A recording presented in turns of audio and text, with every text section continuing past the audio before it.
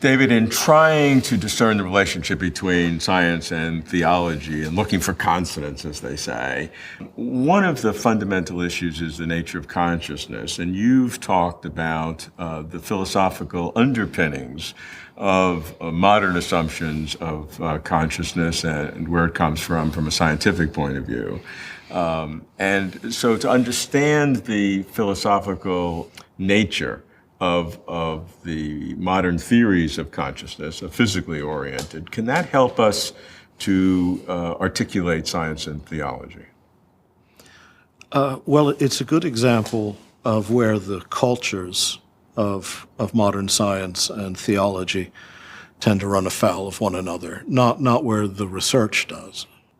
You have to place the question of consciousness and the quest for understanding it within the history of the rise of modern scientific method, because we're all heirs of the 17th century.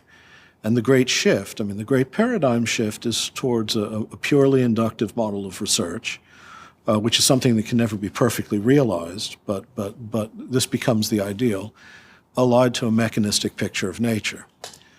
Now, a mechanistic picture of nature is one from which what look like qualities that have been misattributed to nature by analogy to human intellect are removed again from our picture. So final causes, formal causes, purposes.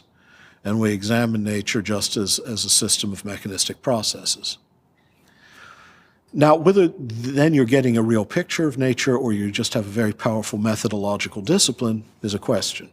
But in the early days of the scientific revolution, largely it was assumed the latter, and the mental and the spiritual was placed in a separate category, creating this ungainly dualism that for short form we call Cartesianism now, in which nature really is a mechanism, and then mind inhabits it like a ghost, to use Gilbert Ryle's phrase, the ghost in the machine, and God is an agency outside it. But, reason abhors the dualism, and it was inevitable that what started as a method would become a metaphysics.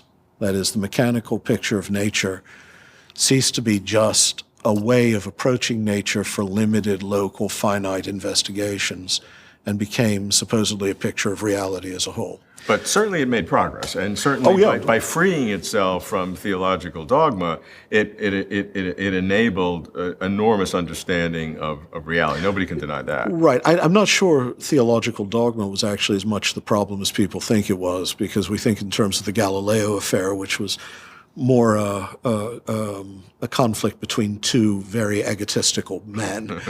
But by freeing itself from what had come to be thought of as Aristotelian models of causality, it allowed all sorts of progress in empirical. Now, even then, I should point out that what it meant by Aristotelian causality had already been subtly mechanized by that point, but that's a subordinate concern. However, as I say, because of the power of this model, and because it's really undecidable logically whether this model is itself a picture of reality or a filter that allows us to get to certain physical truths that we wouldn't be able to otherwise, remains open. Because even as I say, induction is an ideal that's never perfectly realized. I am getting to the issue of mind, honestly. So that even in, say, biological sciences, we never stop investigating, say, organs by asking what their function is. We ask the cui bono question, what good is this? What does it do? What's its purpose? And then we tell ourselves, well, that's a methodological fiction, whereas the mechanical picture is the reality. Of course, it could be just the opposite. The purposive question might be reflecting reality, and the mechanical picture might be the methodological fiction.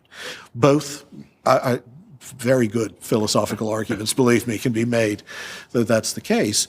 But whatever the case is, when it becomes the metaphysical picture of reality, mechanism then has to account for the things that originally it was content just to put into a different sphere, like mind. That means that a model of reality that was devised specifically by banishing from it everything reminiscent of mind now has to be used to explain mind.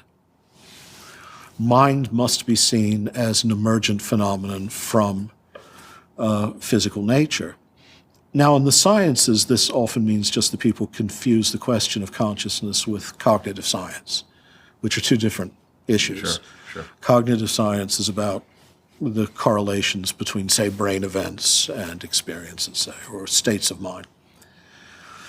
The question of first-person consciousness and consciousness as a unified experience and an irreducibly intentional experience is a different sort of question.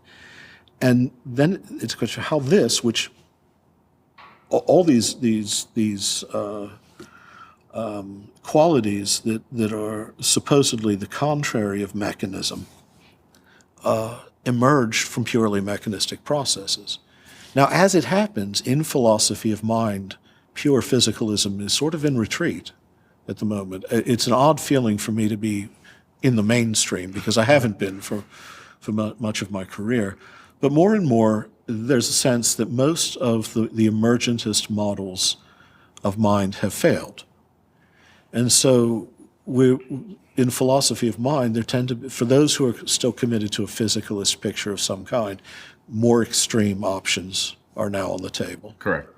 What are the implications of that for the science theology dialogue in general?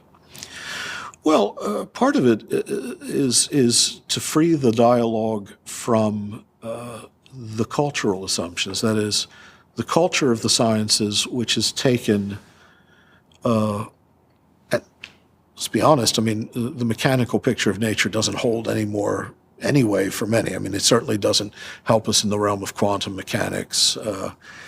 And more there are people in, say, molecular biology that question it as a proper way of understanding organic systems.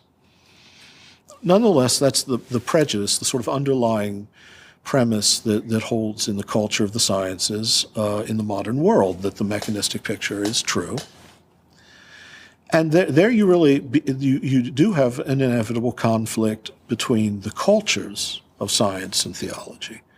Because obviously, theological tradition is not going to be able to see mental phenomena or the experience of consciousness merely as an emergent residue of a mechanical process.